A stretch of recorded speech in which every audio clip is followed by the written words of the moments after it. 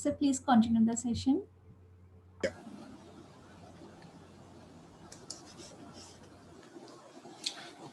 So herein is explaining, Acharya is trying to explain about the geographical way.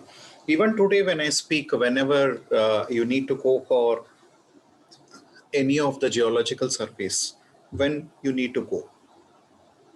I have wantedly traveled to the zones of Himalayas when there was a outburst of cloud in the Kedar, where we had a disaster a few years ago, where we had lots of water gushing out and there were lots of disaster over there. Just because of the reason, because of the heavy flow of the water and where all the substances has come out. This is the best place for the geological survey, where the inner material is come out and you can collect so many samples of the substances like the minerals and other aspects which are related to our science. So similarly, how is this thing happening? There is lots of internal chemistry which is going on in the earth crust because it's having lots of heat. The inner mantle is having core of the earth is having lots of heat, which gives a sort of a radiation. And because of this radiation, what happens, there is a huge chemistry which is going on there between so many metals and minerals in the lithosphere, in the mantle aspect, because of the temperature pattern. And that's the reason why so many different metals and minerals are being formed in the earth. It's not like they are being placed by someone. They are being formed there.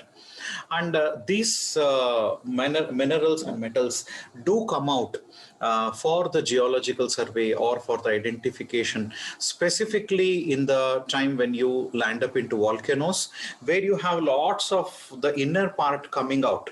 The metals and minerals which are coming out, or the other ways in the form of a landslides or earthquakes, where you find all the inner substance being thrown out. So the same thing is being given here in the form of a sexual contact and the semen coming out.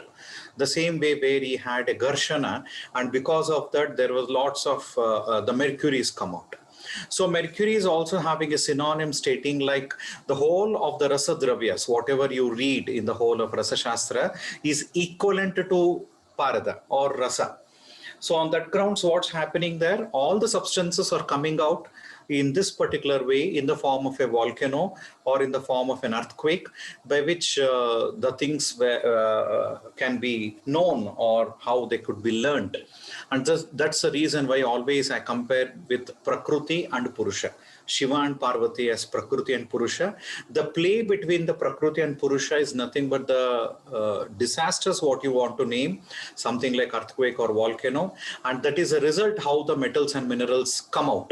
They come out, might be, and they are sattvika rupas. They are with lots of sattva bahula, and administering them to the humans will adore good health. Will adore, because it's almost the essence part of everything. You have some a list of drugs. Out of that you extract the sattva, and sattva is considered to be the most potent form or the potent ratio of the whole of the alloy, whatever you have been selected. Similarly, these minerals or metals which is formed in the earth crust is because of the sattva rupa of all the substances which is present in that particular part of the earth, which has been thrown out, and you collect them, you further process it in the form of shodhana marana, and you give it to the patient. So this is a sort of a chikitsavada. This is not just a mythological story. There is lots of things which has been related. So now I say, once you have read this shloka, you go and read the the first chapter of the geology, where they explain about the same phenomenon which has been explained here. Only thing is, it's a mountain, earth, crust, core. These are the terms which are being used. And of course, once it comes out, most of this material falls at various zones. Like a volcano can run for kilometers away, and it can get deposited at many places. So similarly here, he has given it as a messenger, as Agni coming in the form of a pigeon, and he is taking wherein the semen of Shiva in the form of Parada was being thrown over him, wherein he could not bear it. So he has vomited in some places here and there. So the one which has been vomited in Ganga was also been thrown out, because even she could not resist it. This is the next coming shlokas, like where he speaks about the pigeon, the Agni coming out there. And later on, they are being deposited at various places. They are being deposited at various places. So even today, I will say, whenever you go for the geological surveys, the way how it is being explained, it's a mountain. From the peak you get something, might be it's a volcano or something. Like on the shales of the mountains, means on the sides where you find, especially on the lower shales, you find lots of metals and minerals in Himalayas. You go to the peak, there on the Shikara, you don't find much. Nothing is there, because it's an origin point of some volcano or a earth crust, something going on. There is really not much over there. But once it pushes out, it falls down because of the gravitational force. It flows down, and you find lots of substances surrounding it. So when you have a mountain like this, the survey point is not here, the survey point is somewhere here. This is a very good place for the survey. And this is what here he named it as something like a pigeon. He speaks about Ganga. Ganga is a state of a liquidity. It's a stage of liquidity. Liquidity in the sense you're not in the ice glacier. You come down to the non-glacier part where Ganga is flowing, because he's saying that Parada was being thrown into Ganga, which could not resist, and she's thrown it back. She's thrown it on the sides. So by this, you find a few of the deposits of cinnabar in Ganga even today. You don't have any deposits of mercury in India as of now, because everything is being emptied. He speaks of only primarily five deposits. The first one, what he speaks about, is the one where you have in the actual Himalayas. You don't have much of them. The next thing where he speaks about is the names or the paryayas or the other forms of mercury. Raso Rasendra Sutascha Parado Mishrakasthata. Then he goes to explain about what are all these things. The first thing I will explain, the rasa is red in color and it's not available. So I don't want to go with much of the discussion of those parts, which is really not available to us. Rasa and Rasendra, he himself tells like they are not available to the humans because they are emptied. They are taken away by all the gods. They are being eaten away by the gods, and it's not available to us. So the Naga, Kinnaras, everyone have taken it. So we don't have Rasa and Rasendra. So these are the theoretical parts where you can read it by yourself, where have a bit of interpretation I'll try to justify to the extent possible. The third part is justifiable. The Suta, Parada, and Mishraka are the three types which is available as per his version. Suta, it's a synonym to Parada. I'll say all these five are the synonyms to Parada, no doubt in that. But the original ore, like what you have, Rasa and Rasendra, is not available. Speaking about a red-colored mercury is also a myth, because Rasa speaks is red in color, which is a myth. It's not available. Instead, I will say many people have compared it to cinnabar. Hingula. Hingula is considered as the Rasa variety because it's red in color. But still, I would say he's explained something named as Hingula, which is again a different element. So Rasa is red in color. It should be some red colored mercury, not cinnabar, according to my version. But many people have considered that cinnabar is the Rasa. I don't believe in that way, because it's a different sense of taking Hingula as Rasa. They are slightly different components. So Rasa and Rasendra, I would not like to go much. Suta is very important, and he speaks by doing processing. It is good for the disease, wherein you can eradicate the disorders and all. That's wonderful. The literal meaning of Suta, I would like to get here to the context. What do you mean by a Suta? Suta is nothing but a driver. Suta is a charioteer. Basically, to speak, Suta is nothing but a charioteer. So why did they give the synonym to Suta? Just because of the reason today, where you want to administer, say for example, some Tulsi Swarasa to the patient, you need to give him some 30 ml or 40 ml so that it gives some therapeutic efficacy. So instead, you give it along with Parada. You give it along with Rasa Sinduram or Rasa Garbha Pottali or something like. This particular Rasa Sinduram being triturated with Tulsi, it's hardly having some 5 ml of Tulsi being processed, and it has been evaporated during the process of Bhavana. And later on, you have taken that Rasa Sinduram and you have given it to the patient.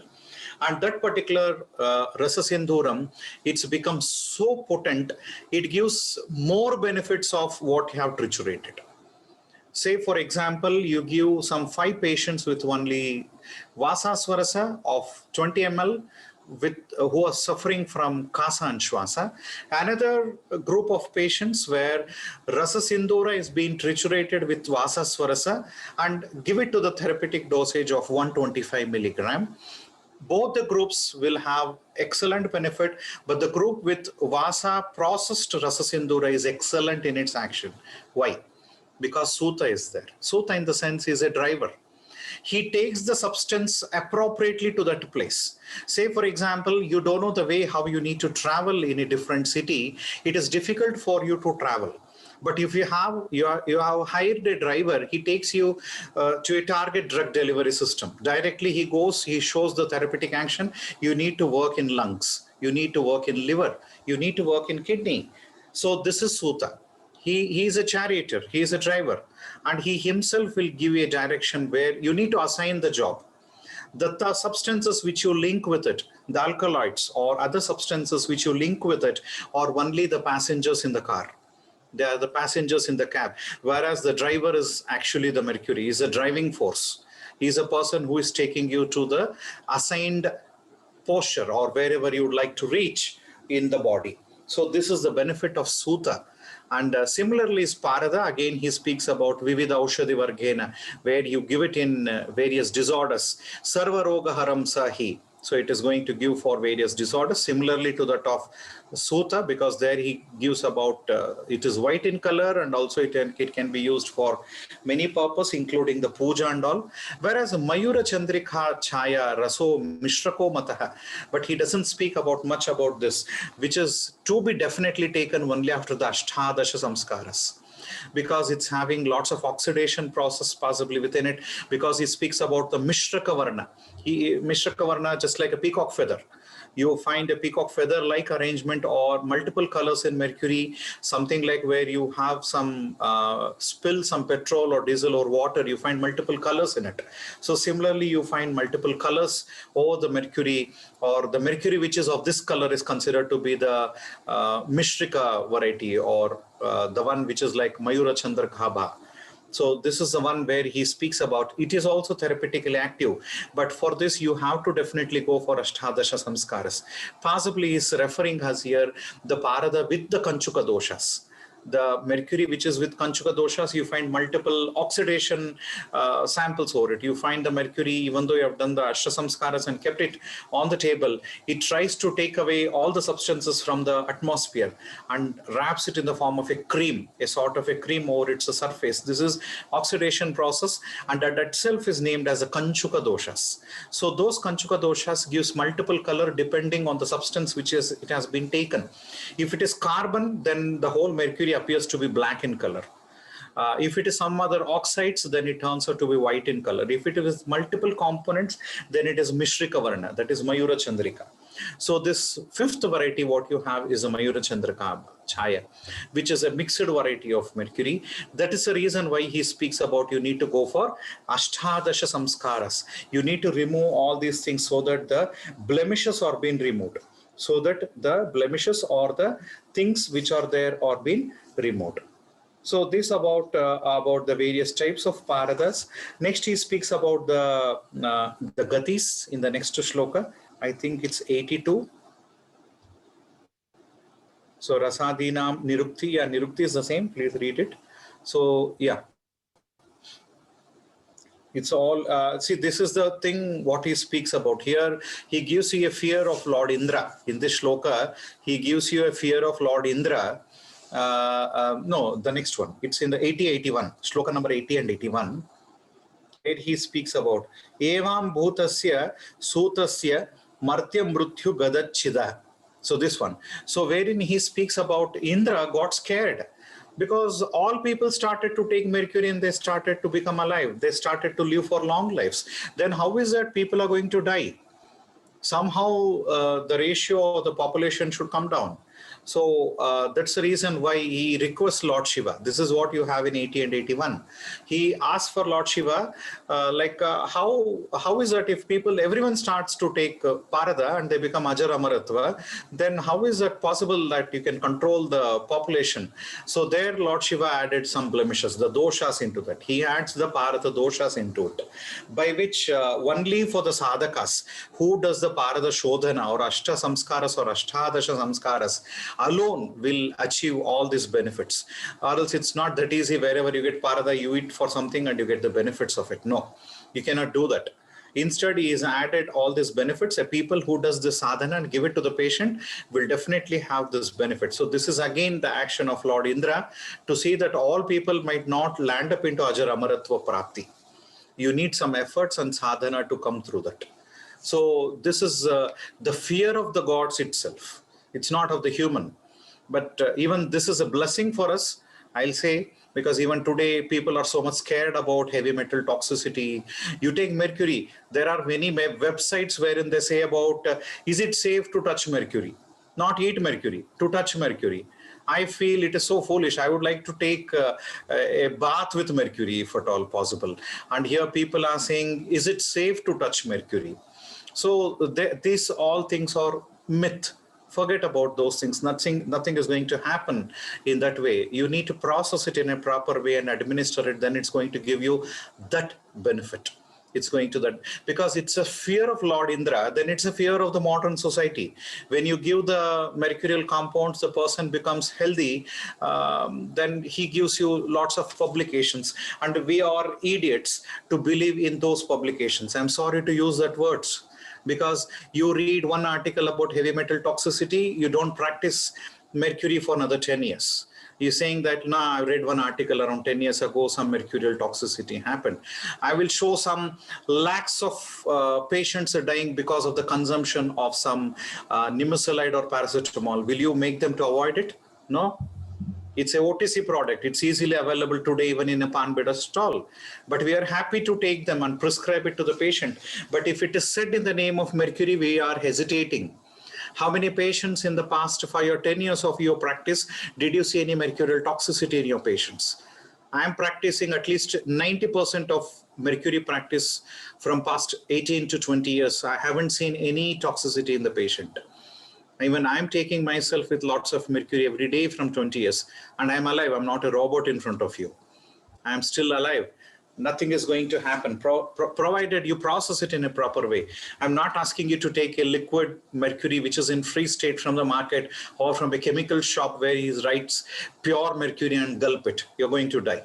So that's not the way how we have to take it. There is a method of processing. So you need to do that, and then you need to take it. Then it's going to give this benefit. It's not the fear of Lord Indra that day. It's a fear of the modern society. Like wherein if mercury is, because they don't believe in Shodhana and Marana. Whereas Ayurveda believes in Shodhana and Marana. And you're going to, if you want to tackle with the critical moments or the emergency conditions of the present day, you need to give the mercurial preparations and see that your patient is out of such illnesses. It's really tough in case if you don't go into mercurial practice. I'm not saying it's not possible. It's really tough without Rasaushadis treating some emergencies or achieving some quick responses in the patient and all. So this is what, it's not a fear of Lord Indra, it's a fear of the modern society today, that they publish 1 or 2 articles now and then, heavy metal toxicity, and we people don't practice rasa, and we go on sitting around the bush, whereas they are taking mercurial compounds and they're using liberally. There are so many vaccines with mercury as a base. Nobody is questioning them. But it's only for we people. You're giving 65 milligram of Rasa Sindhura. I eat up to 1 gram per day, wherever it is necessary in the patient. Forget about 65 milligram. So these are the problems what we have. It's not a fear what we have here. And that Acharya has experienced this fear even in that chapter while writing this book in 13th century. Yeah, the next sloka. The most important part where he explains about the gatis. Jalago jalagarupena tvarito hamsago bhavet, malago malarupena sadhumo dhumago bhavet. So this is again very important for the pharmaceutical processing. whenever you go, they become so minute. When you read the Guna Karma of the Mercury, you will come to know Sukshma Prapti. The Sukshma Guna, what you have, it's a inbuilt nature of Mercury. That's the reason why it is so therapeutically active. Why is that word named as Kshipram Arogya Dhaitvat Aushadebhya Adhikorasaha is being explained. Kshipram Arogya Dhaitvat because of the Sukshma Guna which is seen in Mercury. And because of this Sukshma Guna is also a curse to you people, because during Shodhana, with the help of the Sukshma Guna, it skips away from various means. Like you can see with Jalago Jalarupena, just like a swan, it just flows away. My students say, sir, I've taken utmost care while doing the Shodhana, but still I had procured such a huge loss. There is a huge loss. Dhumago Dhumeni, he speaks about even it goes away in the form of smoke.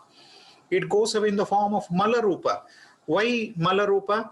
Might be you're removing some dirt, might be you're removing some, washing the Parada with some liquids or kashayams. And the Malarupa, even there the mercury is going off.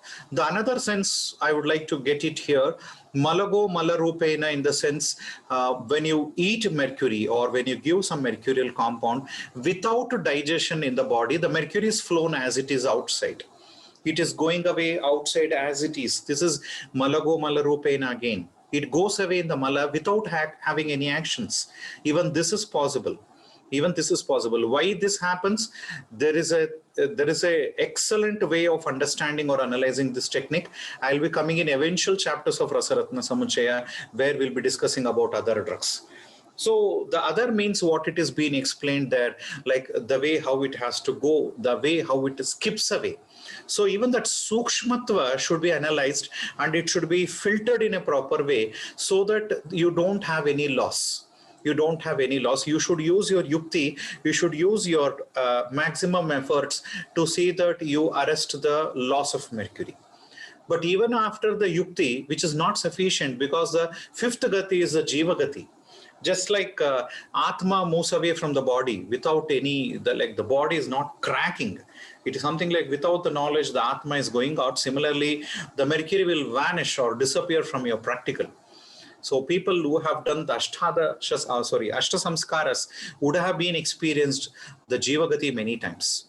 All of a sudden, the mercury disappears. Don't know why.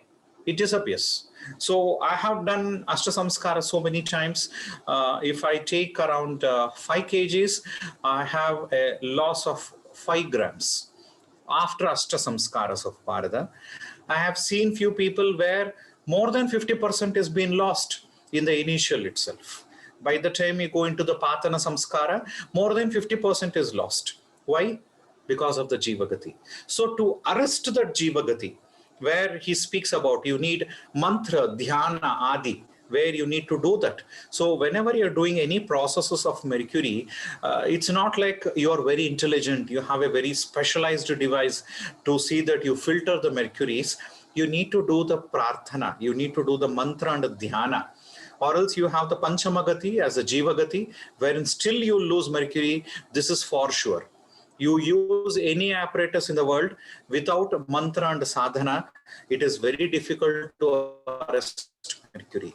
Even though you arrest mercury and give it to the patient, it goes in the form of malago malarupena. It will not get digested in your patient. It will go away there also.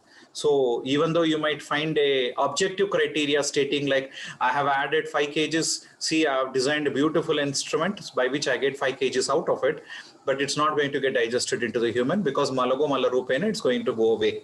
It's not going to act in your patient. So the only way of arresting is in the form of mantra and dhyana. This is what you find in the 4th shloka. Yeah, next. This is about the gatis of Parada.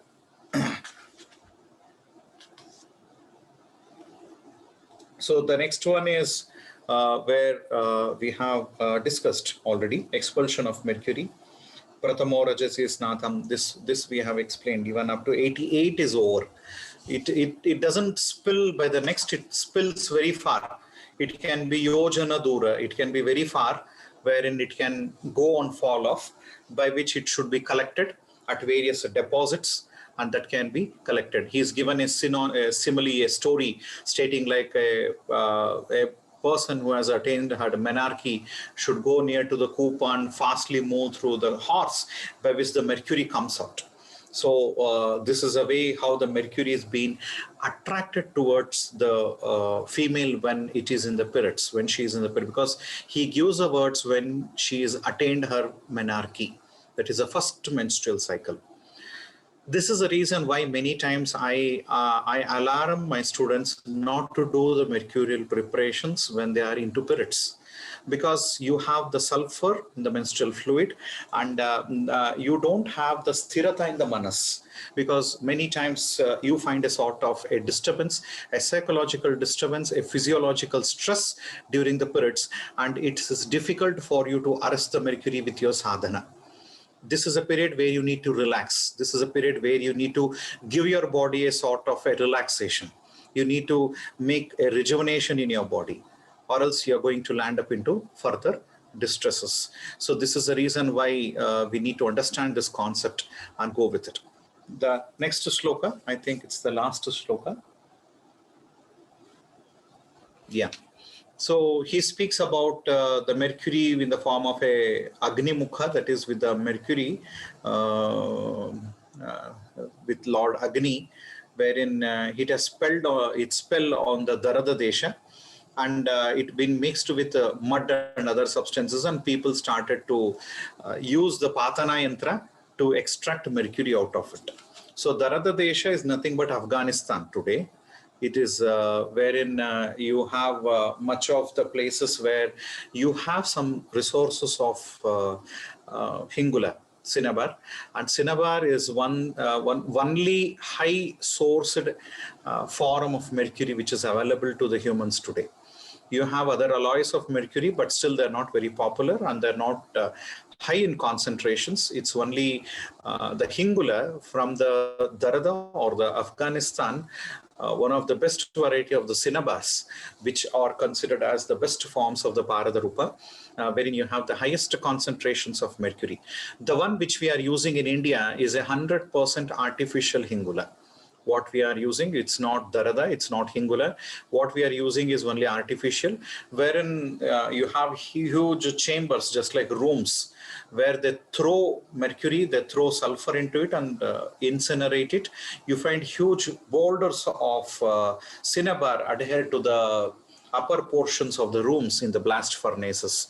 So that's the reason why Hingula available in the market is quite thick. It's very just like a boulder. Because everything is artificially done in India. And that is what we are getting in our practicals. You are not getting Hingula for sure in India. We don't have any mines of cinnabar in India. We have only traces. We have traces in Ganga, we have traces in Himalayas. We don't have high sources so that it can be industrially launched or it can be available to the people around. It's not possible. You have few of the sources in America, Australia, Italy, Europe. These are the countries where we have mercury being deposited even today to certain extent, but it's not, because from 1980 to 2021, the consumption of mercury is drastically low. It is less than 50% what it was we are using today, because of the fear of the heavy metal toxicity, minimeta, and all these issues. People have stopped using mercury. Many of the industries have vanished because of the excess use of mercury. Those techniques are being outdated. So nice, like let the people be scared and worried about mercury so that it's available for the Ayurvedic people, so that we can use it for a few more centuries and make this devastating humanity to a Utkrishta Rupa. So this is about few of the things where I thought of discussing as an interpretation with my opinions of the first chapter. So anything, any one of you Thank, would like to discuss? Yeah. thank you so much, sir, for your kind words. Listening to Mercury from you, coming from a Ras Vedya, it's really a blessing, sir. And Yeah. moreover, as far as Mercury is concerned, because recently I've been into the various aspects of Mercury, and the Mercury even which is available in the market also, in the world market also, that is also only recycled Mercury, Yes, because the yes. battery section, they're all closed. All the industrial uses of mercury are closed. So it's only the anthropological sources we are using. So on that part, yes, we are at a tipping point. And as far as during the recitation of the whole chapter, we could realize the minimata happened, the various mercurial toxicities, they happened because we couldn't judiciously use mercury. So, so Yeah. basically, all that happened, the ghor paap janak hai, that is because we haven't been able to use judiciously for what it was being given on the earth. So on that part, yes. And thank you so much, sir, for enlightening us with your knowledge. And as far as the various, even the types of mercury are concerned, it was good to listen about like sooth and para, the available varieties which can be used. And even as far as when we say about anthropological sources of mercury are being used, we are using mercury which is being derived already which was in union with maybe cadmium or maybe other heavy metals, and that is to be used. That again signifies the importance of ashtasanskaras. And as we proceed, sir, we would definitely like to listen to your experiences with Ashta Sanskar. Ours has been a favorite topic as far as Parad is concerned, being from Paprola and being students of our revered Guru Amar Singh Rathar, sir. So we are very blessed to have his guidance. He's no more with us, but his blessings, his hands are always with Divine us. blessings are always with us. Yes, yes, yes. And And we are blessed to have connected to you in during these COVID times, sir. And we would like to thank all the audience present here. And hopefully we are going to recording this session, and this will be available to all of us in the group also. So thank you so much, sir. And we are really looking forward to reading Ras Ratna Samuchay with you, sir. Oh, So yes, sure. and thanks it's a is a very blessing. It's a blessing insignificant for us, sir. effort for you. Thanks is really very insignificant for you for the efforts you are putting to enlighten us. Seriously, sir, we are highly indebted to you. No words Yeah. can explain what we feel really. No, So, completing Rasaratna Samuchaya, it's something like completing one lifespan. It is so big to analyze. like a divine service, Yeah, sir. Shastri, sir. Thank you Yes, so much, yes. sir. In Yeah. case we have any questions from the audience, from the people who are here during this whole session, maybe sir can answer any of the questions. If anyone has, you can unmute yourself and ask, sir. Or otherwise, later you can put in chat box also, in group also. Sir can also reply later. If you have any queries, you can post them in the group also. Okay, Uh, sir. so thank you, very sir. much. Thank you. Thank you very much. Thank you so much, sir. And Yeah. it's already quite late, sir. Thank you for all the services you are doing, sir. Thank you so Yeah. much. Thank you. Thank you. Pranam, sir.